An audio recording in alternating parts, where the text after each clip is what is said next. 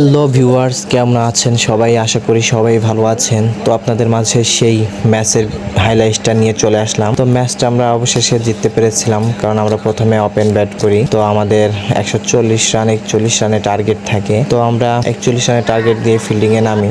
পরে অবশেষে ওদেরকে 70-75 রানের মধ্যে বুক করে দিই। তো আমরা ম্যাচটা অবশেষে জিতে যাই। তো সেটাই দেখাচ্ছে আমার রান ছিল 25 বলে আমি 55 রান করেছিলাম, 6টা 6 মেরেছিলাম, 2টা 4 মেরেছিলাম। হাইলাইটসগুলাই আপনাদের মাঝে তুলে ধরলাম। তো দেখুন আমার শটগুলো কেমন হয়েছে সেটা অবশ্যই জানাবেন।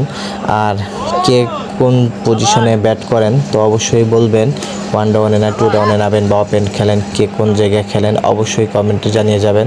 তবে আমি কিন্তু যখন বিপদে পড়ি আর কি, তখন আমাকে নামায়, সেই সময় আমাকে নামানো হয়। এই জন্য আমাকে মারপিটও করতে হয়, আবার মাঝে মধ্যে সিঙ্গেলও খেলতে হয়। এই জন্য আমার কোনো নির্ধারিত কোনো পজিশন